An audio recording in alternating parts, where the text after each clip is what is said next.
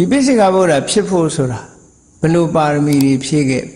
ဘယ်လိုတွေလုပ်ခဲ့ရတယ်လဲလို့ဆိုတာဒါကသိလိုက်တဲ့အချက်တွေပေါ့နော်သို့တော့ပိစိကဗုဒ္ဓအလောင်းပါရမီဖြည့်တယ်ဆိုတဲ့ဇလန်းတွေကတော့တဲပြီးတော့မရှိဘူးတဲပြီးတော့မရှိဘူးမရှိသည့်အတွက်ကြောင့်သူတို့ဘယ်လိုဒီဘောဓိတတ္တဘုရားအလောင်းပါရမီဖြည့်တယ်လို့950ဇတ်တွေလို့သူတို့ရဲ့အတိတ်ဘဝဇလန်းတွေများများဆဆမှတ်တမ်းတင်ထားတာမရှိသည့်အတွက်ကြောင့်သိနိုင်ခွင့်မရှိဘူးသို့တော့သူတို့လည်းပါရမီဖြည့်ရတယ်ဘယ်လောက်ပါရမီဖြည့်ရတော့ဆိုနှစ်အသင်္ချေနဲ့ကဘာတသိန်းနဲ့ဘုရားဖြစ်ဖို့ရာကအနည်းဆုံး4အသင်္ချေနဲ့ကဘာတသိန်းနဲ့ဒီလိုဆိုလိုတာပေါ့နော်အဲ့ဒီတည်းပဲတတ္တရိကဘုရားဆိုလို့ရှိရင်8အသင်္ချေနဲ့ကဘာတသိန်းဝိရိယအဓိကကျတော့16သင်္ချေနဲ့ကဘာတသိန်းလို့ဒီလိုပါရမီဖြည့်ရတာတွေရှိသေးတယ်ပေါ့ဘုရားဖြစ်ဖို့ကြတော့4အသင်္ချေနဲ့ကဘာတသိန်းရှိတယ်8အသင်္ချေနဲ့ကဘာတသိန်းရှိတယ်16သင်္ချေနဲ့ကဘာတသိန်းရှိတယ်လို့သူတို့ရဲ့တတ္ထာစွမ်းအားပညာစွမ်းအားဝိရိယစွမ်းအားတွေအလိုက်နှစ်အတိုင်းတာလို့ကွဲပြားခြားနာမှုရှိတယ်ဒါတော့ပိစိကဗုဒ္ဓတွေကြတော့အဲ့လိုကွဲပြားခြားနာမှုမရှိဘူးပိစိကဗုဒ္ဓဖြစ်ဖို့ရာကြတော့နှစ်အသင်္ချေနဲ့ကဘာတသိန်းပါရမီဖြစ်ရတယ်ရှင်သာရိပုတ္တရာတို့ရှင်မောက္ကလန်တို့လိုအက္ခတဝကဖြစ်ဖို့ကြတော့တစ်အသင်္ချေနဲ့ကဘာတသိန်းလို့ဒီလိုဆိုတယ်ကျန်တဲ့မဟာတာဝကတွေကတော့ကဘာတသိန်းလောက်ပဲပါရမီဖြစ်ရတယ်ပဂတိတာဝကတွေကတော့ကုသိုလ်ကောင်းမှုလုပ်ပြီးတော့အခြေခံကြသွားရင်အခုဘဝဖြစ်နောက်ဘဝကျွတ်ချင်းကျွတ်မှာပဲဒါတော့နော်သိပြီးတော့ရေရှည်လှုပ်เสียမလို့ဘူးပေါ့အဲ့တော့ဒီထူးချွန်ထက်မြက်တဲ့ပုဂ္ဂိုလ်မျိုးမဟုတ်ဘူးတာမန်ပုဂ္ဂိုလ်ဆိုလို့ရှိရင်လွယ်တယ်လေနည်းနည်းထူးချွန်ထက်မြက်တဲ့ပုဂ္ဂိုလ်မျိုးဖြစ်ဖို့ကြတော့အချိန်ယူရမှာပေါ့ဒါတော့ဟုတ်တာပဲပစ္စည်းကောင်းထုတ်ဖို့ဆိုအချိန်ယူရတယ်လေအဲ့တော့ပိစိကဗုဒ္ဓရှင်မြတ်တွေဟာနှစ်သင်္ချေနဲ့ကဘာတသိန်းပါရမီဖြည့်ပြီးမှပိစိကဗောဓိဉာဏ်ကိုရကြတာတဲ့ဒါပြင်ဘယ်လိုခေတ်ခါမျိုးမှာပိစိကဗုဒ္ဓပွင့်လာတော့လို့ဆိုတော့သူကဖျားမပွင့်တဲ့ကဘာမျိုးမှလည်းမပွင့်ဘူးတုံညကဘာလို့ခေါ်တာပေါ့အဲ့ဒါလိုဟာမျိုးမဟုတ်ဘဲနဲ့ဖျားပွင့်တဲ့ကဘာမျိုးမှာဖျားမပွင့်ခင်ပွင့်တယ်ဖျားတဆူနဲ့တဆူချားမှာပွင့်ရတယ်ပေါ့နော်ဖျားမပွင့်တဲ့အချိန်မှာပွင့်ညာဂေါရမမြတ်စွာဘုရားနဲ့ဖျားလောင်းလေးမွေးလာသည့်ထိအောင်နောက်ဆုံးပိစိကဗုဒ္ဓတဆူဟာကြံ့ရင်သေးတယ်ဖျားလောင်းလေးမွေးဖွားလာတာကိုသတင်းကိုသူသိသွားတယ်အဲ့ဒီပိစိကဗုဒ္ဓရဲ့ဘွဲတော်ကမာတင်ကပိစိကဗုဒ္ဓတဲ့ဒီပိစိကဗုဒ္ဓကဘုရားအလောင်းလေးဖွာလာပြီဆိုတာကိုသူသတင်းကြားသွားတယ်ကြားသွားပြီးတော့သူပြိဋိဘံဆန်းသွားတယ်အဲ့ဒါနောက်ဆုံးပိစိကဗုဒ္ဓဆိုအဲ့တော့ဘုရားပွင့်တဲ့ကဘာမှာသူတို့ပွင့်ကြတယ်လို့ဒီလိုဆိုတာပေါ့သို့တော့ဘုရားနဲ့ပြိုင်ပြီးတော့ဘုရားရောပိစိကဗုဒ္ဓရောဒီလိုဆုံတွေ့တာမျိုးတော့မရှိဘူးမရှိဘူးဒါလေးကဟိုမှတ်သားစရာဘာဖြစ်လို့မတွေ့တာတော့လို့မေးစရာလဲရှိကောင်းရှိနိုင်တယ်ပေါ့သူကတပြည့်မဟုတ်ဘူးသူကိုယ်တိုင်သစ္စာလေးပါးကိုထိုးရင်းသိတာကိုယ်ပိုင်ဉာဏ်နဲ့သိတာမဟုတ်သူကိုပိစိကကိုယ်ပိုင်ဉာဏ်နဲ့သိတာလည်းပဲအသီးအသီးတဦးနဲ့တဦးဆက်သွယ်မှုမရှိဘူးသူကနော်ပိစိကဆိုတာအသီးအသီးကိုယ်အာယုန်နဲ့ကိုယ်လမ်းနဲ့ကိုရှောက်ပြီးတော့ဖျားဖြစ်ကြတာဘုသူစီယမနိခန္ဓာမဟုတ်ဘူးဒါမို့လို့ပိစိကဗုဒ္ဓဟာ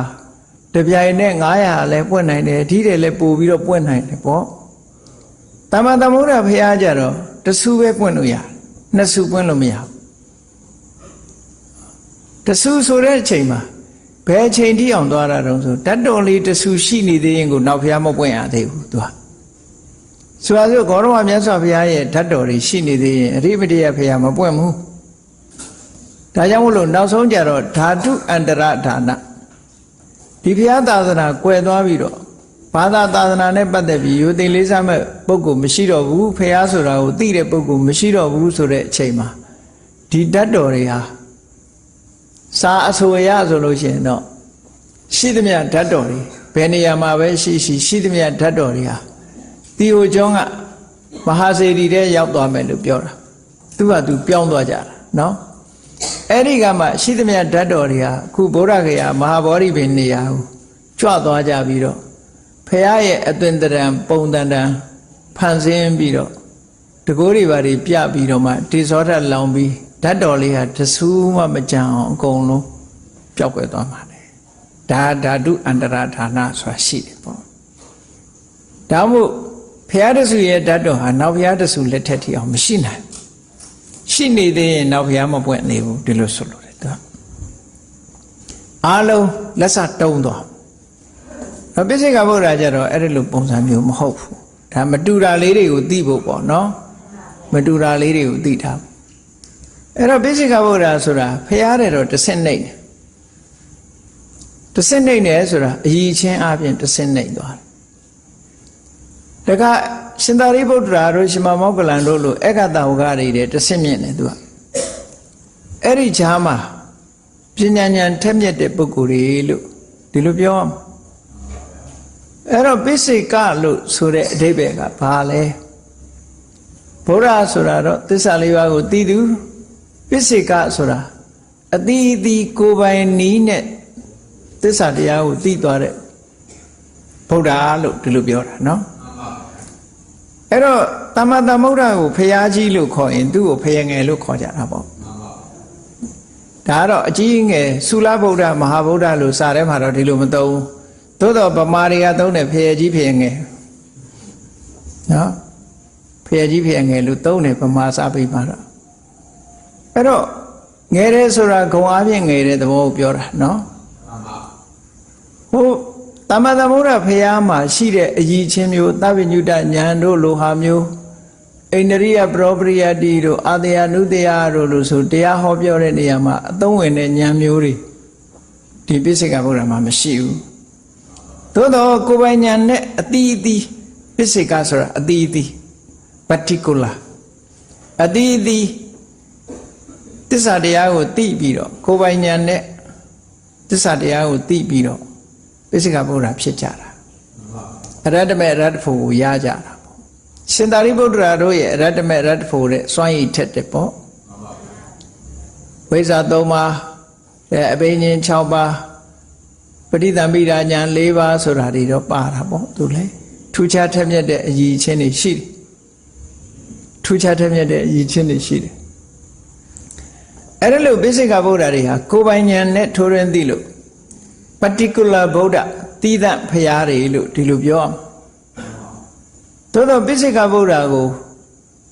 နိုင်ငံခြားစာအုပ်တွေမှာဘာသာပြန်တဲ့အခါမှာ silent ဗုဒ္ဓလို့ဘာသာပြန်ကြတယ် silent ဆိုတဲ့အဓိပ္ပာယ်ကစကားမပြောဘူးတိတ်တိတ်နေတယ်လို့ဒီအဓိပ္ပာယ်ကတော့မမှန်ဘူးပိစိကဗုဒ္ဓတွေစကားပြောပါတယ်ခုသူတို့ဟောသွားတဲ့တရားတွေလည်းရှိတယ်တရားမဟောဘူးဆိုတာမဟုတ်ဘူးမဟောဘူးဆိုတာဘယ်လိုဟာကိုမဟောတာတော့ဆိုတော့အထက်ကရာမှာရှင်းထားတာရှိတယ်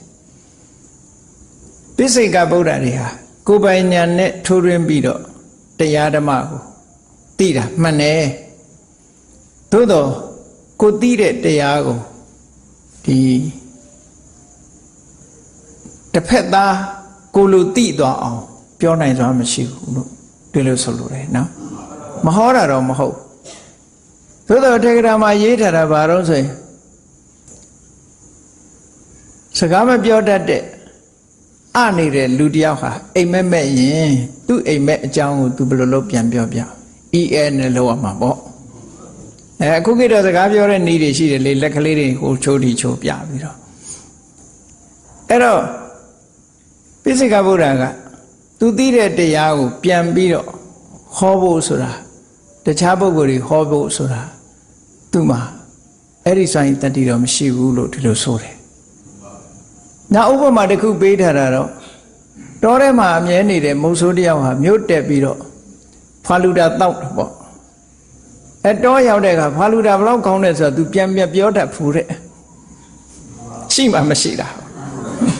ဟုတ်လားစာထဲမှာတော့ဖာလူတာလို့မပါဘူးနားလည်အောင်လို့ပြောပြမြို့ပေါ်ကစားလာတဲ့အစာအာဟာရရဲ့အရာတာကိုတောရောက်တဲ့အခါ तू ပြန်မပြောတတ်ဘူးတဲ့တောမှာစကလုံးမရှိဘူးပေါ့လေအဲ့ဒါပြောဖို့အဲ့ဒီအဓိပ္ပာယ်မျိုးလို့ဆိုတာပဲအဲ့ဒါကိုကြည့်ပြီး silent ဗုဒ္ဓလို့ဘာသာပြန်တာတော့ဒါမဟုတ်ဘူး950ထဲမှာပိစိကဗုဒ္ဓကတရားဟောတော်တာရှိတယ်အရိန္ဒမမင်းဆိုတာဘုရားလောင်းအဲ့တော့ဘ ះလောင်းနဲ့ပိစိကဗုဒ္ဓအဲ့တော့တငယ်ချင်းဖြစ်ကြတယ်တငယ်ချင်းဖြစ်တော့အဲ့တော့ပိစိကဗုဒ္ဓဖြစ်တာကပရောဟိတ်ပုံနာဘုရားလောင်းကဘယင်အဲ့ဒီမှာသူတငယ်ချင်းကိုသူလိုတောထွက်ပြီးတော့တရားတို့တရားမြတ်ရစေခြင်းအဲ့ဒီအချိန်မှာဟိုကထီးနှံစည်းစိမ်မစွန့်နိုင်ကာမဂုဏ်အာယုန်တွေကမစွန့်နိုင်သူကမစွန့်နိုင်တော့ဘာနဲ့ဥပမာပေးပြီးဟောတာတော့ဆိုကြီးမိုက်ကြီးတကောင်အကြောင်းဥပမာပေးပြီးဟောတာမင်းဒီနန်းထီးနှံစည်းစိမ်တွေကိုဒီတိုင်းသာဆက်လက်ပြီးတော့နေမယ်ဆိုလို့ရှိရင်ကြီးမိုက်ကြီးလို့ဒုက္ခရောက်လိမ့်မယ်လို့ပြောသွားတာဒီလိုတော့ဟောနိုင်တယ်သူဟောတယ်ဆိုတာတွေ့နော်ဥပမာပေးတာလေကြီးကန်းတကောင်အားတဲ့ခင်းကမြေကြောမှာမျောလာတယ်အိန္ဒိယနိုင်ငံစတိုရီဆိုခင်းကပေါ့ဒီကတော့အေယာဝတီနဲ့ပြောအောင်ပေါ့နော်ခင်းကမြေကြောမှာစင်သေးကောင်ကြီးမျောလာတဲ့အခါကြီးတကောင်ကအဲ့ဒါမြင်တော့စင်သေးကောင်ပေါ်ပြန်ချလိုက်တယ်ပြန်ချပြီးတော့သူဘလို့တွေးဝင်လာတော့ဟာတသက်တာတော့ဖူးလုံပြီဟာမစားစရာလည်းရှိတယ်နေစရာလည်းအခြေကြီးပဲဒီပေါ်မှာနားပြီးတော့အေးအေးဆေးဆေးပဲဘဲမှသွားစရာမလိုတော့ဘူးစားရင်ဆင်ကြီးကိုဖောက်စားမယ်နော်စင်သေးကောင်ကြီးကိုဖောက်စားရေငတ်လို့ရှိရင်ရေတောက်လိုက်ဟန်ကြတယ်ဆိုပြီးတော့တအားနဲ့အဲ့ဒီမှာသူသဘောကျပြီကန်းကိုမပြန်တော့ဘူးအဲ့ပေါ်မှာပဲနားနေနဲ့စင်သားလေးစားလိုက်ရေလေးတောက်လိုက်နားနေလိုက်နဲ့သွားတာတဖြည်းဖြည်းခင်းကမြေရေစည်းတန်တော့မျောသွားလိုက်တာစင်သေးကောင်ကြီးကပဲရောက်သွားတော့ဆိုပင်လယ်ထဲရောက်သွားအဲ့ဒီပင်လယ်ထဲရောက်တာကိုလေသူကမမှုဘူးလိုက်သွားဟုတ်ကမ်းမမြင်လမ်းမမြင်နေရာရောက်သွားတဲ့အခါစင်သေးကြီးကလည်းရက်ချလာတော့ပုတ်လှိုင်းနေကပုတ်တော့စင်သေးကအကောင်ကပြက်လာတယ်ဖောင်ပြက်ပြီပေါ့အဲ့ကြတော့မှသူပြန်တဲ့အခါကျတော့ကန်းလက်ရှာမတွေ့တော့ကန်းတဲ့ကဝေးကျင်တိုင်းဝေးသွားတဲ့အခါကျတော့ကမ်းမမြင်လမ်းမမြင်ဟိုပြန်ဒီပြန်နဲ့ပင်လယ်ထဲပဲကြပြီးသေသွားတယ်တဲ့အဲ့ဒီဥပမာတိုင်းပဲတဲ့ဒီကာမဂုဏ်အာယုန်ကြောတွေထဲမှာမက်မောနေမယ်ဆိုရင်ဒီနေ့မှာကြီးမိုက်ကြီးလို့ဒုက္ခရောက်လိမ့်မယ်လို့ဟောသွားတာအဲ့ဒါပိစိကဗုဒ္ဓဟောတဲ့တရားပဲအဲ့လိုတန်ဝေကဖြစ်အောင်တော့ဟောနိုင်တယ်သို့တော့ဝိပဿနာကျင့်စဉ်ဆိုတာဘယ်လိုကျင့်ရတယ်ကျင့်ရင်မက်ကိုဘယ်လိုဖြစ်တယ်ဖိုးဘယ်လိုဖြစ်တယ်ဆိုတာဒီလိုဟာမဟောနိုင်ဘူးလို့ဆိုလို့မဟောနိုင်တဲ့အတွက်ကြောင့်ပိစိကဗုဒ္ဓတရားနာပြီးတရားတို့တရားမြတ်ရတယ်ဆိုပုဂ္ဂိုလ်တို့မှမရှိဘူးကိုယ်ပိုင်ညာနဲ့သိပြီးတော့ဒါလည်းတရားတို့တရားမြတ်ရကြတာပိစိကဗုဒ္ဓတရားကိုမသိနိုင်ဘူးတဲ့ဟောနိုင်စွမ်းရှိတဲ့အခုလို့သူသိတဲ့လမ်းကြောင်းအတိုင်းဒီကြံတဲ့ပုဂ္ဂိုလ်တွေလိုက်ပြီးတော့လိုက်နာကျင့်သုံးဖို့ဒီလိုဟာမျိုးဖြစ်အောင်မဟောနိုင်ဘူးတဲ့ပိစိကဗုဒ္ဓရဲ့တစ်ဆက်နိုင်နဲ့ရှင်သာရိပုတ္တရာတို့ရှင်မောက္ကလန်တို့ကြတော့ဟောနိုင်ပြီးတော့ပိစိကဗုဒ္ဓဘာလို့မဟောနိုင်တုံးဆိုရှင်သာရိပုတ္တရာတို့ရှင်မောက္ကလန်တို့ကသူဟာမဟုတ်ဘူးလေဘုရားဟာဟောတာလေဟိုကဒီလိုတစ်ဆင့်သင်ထားတာရှိမှမရှိတာဟိုအဲ့ဒါကြောင့်မလို့မတူဘူးရှင်သာရိပုတ္တရာတို့ဟောသမျှတရားသည်ဘုရားတရားသာဖြစ်တယ်သူကိုယ်ပိုင်တရားမဟုတ်ဘူးပိစိကဗုဒ္ဓဟာကိုယ်ပိုင်တရားဖြစ်တယ်အဲ့ဒါကြောင့်မလို့ပိစိကဗုဒ္ဓကိုအိမ်မက်နဲ့တူတယ်လို့သူသိတဲ့တရားဟာဒီလိုပြောတာပေါ့နော်သို့တော်အဲ့လိုပြောတာကြီးကဟိုဘာကိုဆိုလိုတာတော့ဆိုသူရထားတဲ့မက်ဖို့ရည်ညွှန်းတဲ့အတိတ်ပဲမျိုးပဲဒီတမန်တရားမဟောတာကိုပြောတာမဟုတ်ဘူးနော်တမန်နတ်ပြည်ရောက်အောင်တရားကုသိုလ်ကောင်းမှုလုံးဝမယ်ဆိုတာဒီလောက်ကတော့သူတို့လည်းသိပြောနိုင်တာပေါ့ဒီလိုအခြေခံတရားတွေတော့ဟောနိုင်တယ်ပေါ့ခုနလိုမဲ့ဖို့နိဗ္ဗာန်ကိုရသွားသည့်ထိအောင်စိုက်ထိသွားအောင်ကျင့်စဉ်တစ်ခုဟောမပြနိုင်ဘူးတဲ့သူကတော့သိတယ်သူသွားတဲ့လမ်းတော့သူသိတယ်ပေါ့သို့တော့အဲ့ဒါကိုသူများကိုရှင်းမပြတတ်ဘူးစားအခုကလူတွေလည်းတချို့လည်းပဲသူပိစိကဗုဒ္ဓလောင်းမဟုတ်ပိစိကဗုဒ္ဓမဟုတ်ပေမဲ့လို့ငါမပြောတတ်ဘူးတော့ငါတော့သိတယ်ဒီလိုလူလည်းရှိသေးတာပဲလေပြောမပြတတ်ဘူးတဲ့ဒီလိုရှိတယ်အဲ့တော့ပြောပြတယ်ဆိုတာလေလွယ်တော့လွယ်တဲ့ကိစ္စတော့မဟုတ်ဘူးပေါ့နော်ပိစိကဗုဒ္ဓ ကိုယ်ပိုင်ဉာဏ်နဲ့အတိအတိ particular ကိုယ်ပိုင်ဉာဏ်တွေနဲ့တရားဓုတရားမြတ်ရသွားတဲ့ပုဂ္ဂိုလ်သူပုဂ္ဂိုလ်မြတ်တွေကိုပိစိကဗုဒ္ဓလို့ခေါ်တယ်